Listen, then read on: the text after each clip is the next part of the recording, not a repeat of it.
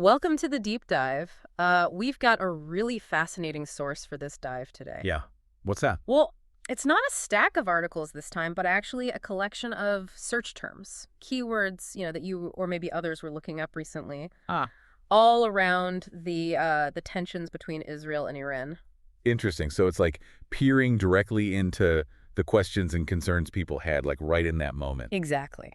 So our mission today, then, is to take this raw data, these specific searches, and try to extract the core actions, the key players, locations. The underlying issues. Right. The issues that they collectively shine a light on. See what picture emerges. Okay, let's unpack this unique source then. And I mean, what immediately jumps out from these terms is the sheer level of concern. How so? Just think about the frequency of searches like WW3, war with Iran, Iran-Israel war, and Israel-Iran war. Wow. That wasn't some, fringe search. It was right there near the surface. That is fascinating because it really sets the stage, doesn't it? Yeah. It tells us that for many people looking into this, the immediate thought was the potential for a massive escalation. Mm-hmm. So, okay, with that level of anxiety sort of hanging in the air, let's look at the specific actions the search is focused on. Exactly. And the core events capturing attention are crystal clear in these terms. Mm-hmm. Israel attacks Iran, Israel strikes Iran, Israel bombs Iran. That was definitely a major focal point. Yeah, that's prominent. Yeah. But what's crucial here, and you can see it immediately in these searches, is that this wasn't perceived as like one-sided. Right. Right alongside those Israeli actions, people were searching for Iran attacks Israel, Iran strikes Israel, Iran bombing Israel, and maybe specifically Iran retaliation. So the data itself shows that tit-for-tat idea was top of mind for people. Absolutely. And the searches, they even get into the mechanics too, revealing what people wanted to know about how these strikes happened. Like what? Well, terms like airstrikes and drones appear, people trying to understand the methods being used. What? And the presence of preemptive strike alongside retaliation in the searches. That's particularly interesting. Why is that? It suggests people were trying to understand not just the what and how, but the why. Mm-hmm. Was one side reacting or was the other acting first? Yeah. That kind of question. Right, the motivation behind it all. So, okay, who were the key players driving this, according to these searches? The terms clearly highlight the main state actors, Israel and Iran. No surprise there. No, but they also zeroing in on specific individuals.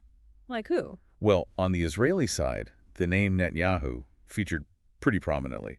Searched as Benjamin Netanyahu and also the familiar Bibi Netanyahu. Okay. And for Iran? For Iran, searches focused on Khamenei, including Ayatollah Ali Khamenei, and the term Iran's supreme leader. Right. And the name of the Iran president, Masoud Pezeshkian, also appeared in the terms list we have. So these were kind of the political faces people were looking up. Exactly. But what's also striking is the specific interest in military and organizational figures. Oh, yeah. Searches included Hossein Salami, often identified as Irji's chief, which stands for? head of Iran's Islamic Revolutionary Guard Corps. Got it. We also saw searches for Mohammad Bagheri, links to Iran chief of staff. Other names like Ali Shamkhani, Gholam Ali Rashid, and Feridun Abbasi were present too. And there was even a search term, Orji chief killed. Now that reflects concerns or maybe reports about casualties, though the search data itself doesn't confirm a specific event there, obviously. Just that people were searching for it. Exactly. And beyond individuals, the searches also highlighted the key institutions, right? Like IDF. Israel's defense forces. Yeah, and IRGC, Iran's Revolutionary Guard Corps. We saw searches like, what is IRGC too? People trying to understand what that group actually is. And Mossad, Israel's intelligence agency. We also see IAEA, the International Atomic Energy Agency.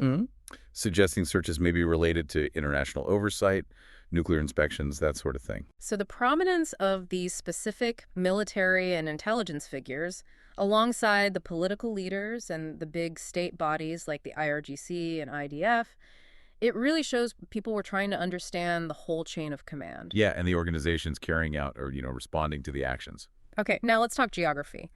Where were people looking for these events to unfold? The searches tell a story there, too. Definitely. Tehran, Iran's capital, was heavily searched. Right. I saw terms specifying events right there. Tehran explosion, Tehran bombing, Tehran attack, and even Israel strikes Tehran. But significantly, the term Natanz was also very prominent. Ah, Natanz. Often linked directly to Natanz nuclear facility, and Natanz reactor. And that immediately connects the actions people were searching about to Iran's nuclear program, doesn't it? Which is a major underlying concern. Absolutely. It's a key link. What other locations popped up in the searches? Well, there was Tabriz within Iran, and interestingly, regional locations like Syria, suggesting activity or interest beyond the main two countries. And Saudi Arabia appeared, maybe indicating awareness of the wider Middle East context, the potential ripple effects. Right. Even specific infrastructure like Ben Gurion Airport was searched for.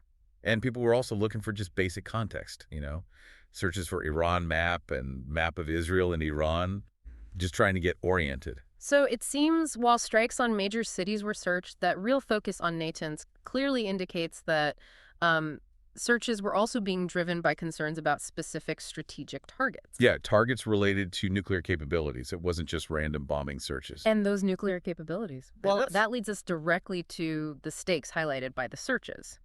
It's really no surprise, given the focus on Natanz, that terms like, does Iran have nuclear weapons, were so highly searched. Right. Along with, does Israel have nuclear weapons, Israel nuclear weapons, Iran nuclear, and Iran nuclear weapons? It's all over the search data. This directly reflects that sort of fundamental concern underpinning the tensions, doesn't it? It really does. And the appearance of Iran nuclear deal Israel shows people were also looking into the historical diplomatic context surrounding this whole issue, trying to understand the background. What's fascinating is how quickly, like we mentioned right at the start, the searches jump to the most severe potential outcome, war. Yeah, including WW3. That term showing up frequently is sobering. It really underscores the high level of anxiety driving these searches, connecting the specific military actions directly to the potential for widespread conflict in the Middle East. And terms like tensions, conflict, and even state of emergency appearing in the search data just reinforce this perception of, imminent danger that people seem to feel. And that dynamic we saw earlier, retaliation versus preemptive strike, it pops up again here. Reinforcing that people were actively trying to categorize the nature of the conflict. Was it reactive or proactive? Which side was doing what and why? It tells us the searches weren't just like passive observation. They were an active attempt to understand the strategic framing of these events. Now, looking at the information landscape revealed by these searches, it's almost like seeing your own browser history laid bare, isn't it? Yeah, a little bit. You were clearly consulting a really wide array of news sources, major international outlets like BBC News, Fox News, Jerusalem Post, Haaretz, Al Jazeera News, Times of India, Reuters, WSJ, NET. They're all in there. A real who's who of global news. But the searches weren't limited to just the big international names, were they? No, not at all. Terms like Arutz Sheva, Ynet News, I-24 News, Iran International, and even general searches for Iranian news and Israeli news were also present. Which suggests, a drive to find specific regional perspectives or maybe potentially different slants on the story, not just a global wire view. And you see that urgency, too, with terms like breaking news, latest news, and news today. People were actively seeking real-time updates as events unfolded. Yeah, wanting that immediate information. It's also interesting to see specific reporter names appearing. Like who? Like Jennifer Griffin and Caitlin Collins. What does that tell you? Well, it indicates people were maybe following particular journalists covering the story, perhaps looking for trusted voices or specific reporting angles they valued. Following the bylines, not just the headlines. Exactly. And some searches weren't even for news articles, but for, raw data. I saw Flight Radar 24 and Flight Radar 24 in the list. That is telling, isn't it? It points to an impulse to find independent, maybe verifiable data points. Like looking for aircraft movements yourself. Perhaps, yeah. Trying to correlate with reports of strikes or activity, especially during a period of high uncertainty when maybe official reports are confusing or slow. Makes sense. And finally, the economic impact was clearly on people's minds, too. We saw searches for futures market, S&P futures, and SPY futures. Right. Connecting this back to the bigger picture, it shows the concerns weren't purely geopolitical or, about human impact. The potential financial repercussions were also a significant driver for information seeking. Okay, so let's try to connect the dots here, based only on this specific collection of search terms you provided. What does it all add up to? It seems these searches reflect a perception where military actions by both Israel and Iran are immediately linked to sensitive sites like Natanz Yep. and key military leaders like the IRGC chief Hossein Salami. Yes, the co-occurrence in the search data strongly suggests that people were making that connection. The strikes, Iran's nuclear program, and the specific military bodies believed to be involved. So the narrative appearing in the searches is kind of one of strikes potentially related to nuclear capabilities overseen by these specific military figures. That seems to be the picture emerging from the search behavior, yes. And the presence of terms like retaliation and preemptive strike alongside the actual strike terms, Right. that captures the essence of a perceived back and forth. A cycle of action and reaction, yeah. That's clearly how it was being framed or understood by those searching. And the sheer range of news sources people looked at, coupled with searches for raw data, like flight tracking, it really highlights a determined effort to get information from multiple angles. And potentially to verify official reports during a really fluid, confusing situation. Yeah. Not just taking one source's word for it. We also saw those little terms like spy and unilateral. Small details, perhaps, but they add layers to how these actions might have been framed or understood by people searching. Little hints about the perceived nature of the actions, yeah. Espionage, maybe going it alone. And the inclusion of political figures, commentators like Marco Rubio, Mark Levin, John Fetterman. And the historical mention of Trump-Israel. Right. It shows that the public's search for information wasn't limited to just the events themselves, but it extended to political commentary, reactions, and even historical context. Trying to place it all within a broader political landscape. So based purely on this unique snapshot of search terms, we see a clear focus on the specific actions by Israel and Iran, the key individuals and entities involved. The critical importance placed on locations like Natanz. And that ever-present question of nuclear capability driving so much of the concern. All framed within the broader context of significant Middle East tensions.